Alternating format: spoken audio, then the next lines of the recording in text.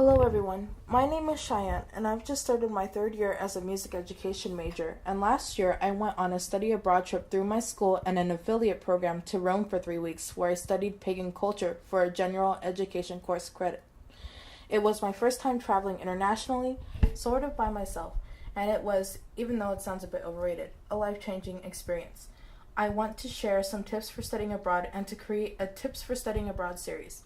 This video is going to be more about the very beginnings of taking the course. All of the photos you see featured in the backgrounds of my tips were taken by me while I took that studying abroad course. Hope you enjoy. My first tip is going to be to ask a lot of questions. Usually when signing up for some sort of studying abroad programs, there are going to be meetings describing what excursions your group may go on, how your group is planning on getting there, etc.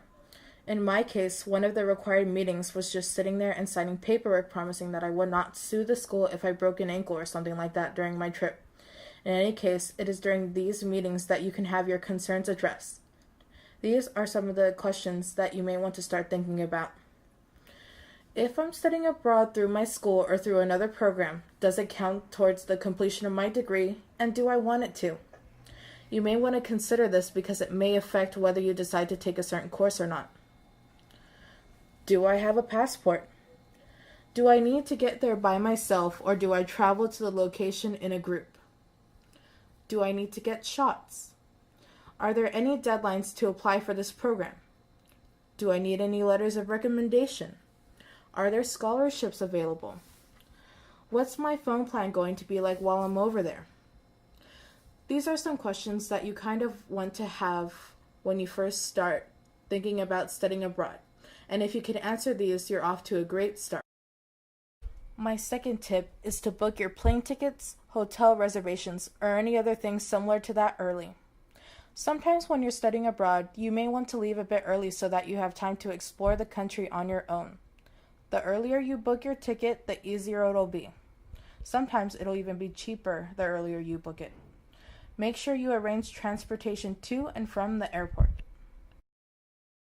My third tip is to Google the weather to see what it's going to be like while you're there and pack your clothes accordingly. I went to Rome during December and January, so I packed a set of thermals, raincoats, and boots.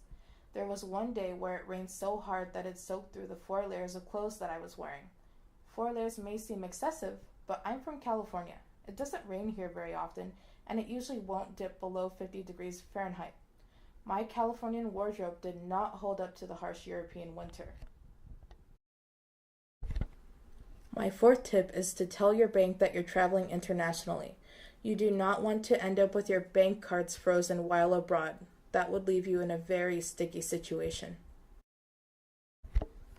My fifth tip is to look at the exchange rate before the trip and try to exchange your currency when the rate is to your advantage.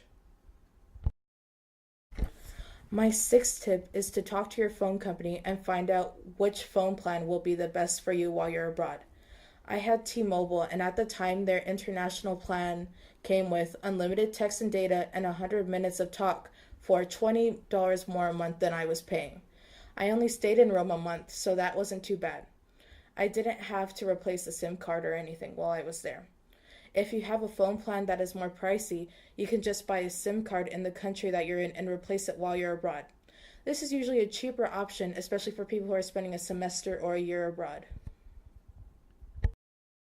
My seventh tip is that if you have to fly on your own, see if you could fly with a classmate. I had never flown internationally, but my classmate did, and it was a lot easier being with someone who knew what they were doing. And if I ever got lost, at least I had someone to get lost with. It was very reassuring. My ninth tip for this video is to keep a journal. I kept a journal while studying abroad as part of the class, and it was a great idea because now I remember the trip better than I ever thought that I could. Even though I took pictures, they could only do so much. My eighth tip for this video is to make friends with your study abroad class and talk to people who have studied abroad before. That way you know or have kind of an idea of what you're getting yourself into. My final tip for this video is to write a list of things that you want to pack and make sure that you could pack everything that you want to. I'll be doing a video for what I packed for my study abroad trip shortly. Another last tip is to make sure that you make your suitcase stick out, whether that's taping it with brightly colored duct tape or putting ribbon on it. That way it's easy to get from the bag check. Thanks so much for watching my first video. If you want, please leave a like, comment, or subscribe for more content. I hope you enjoyed the video.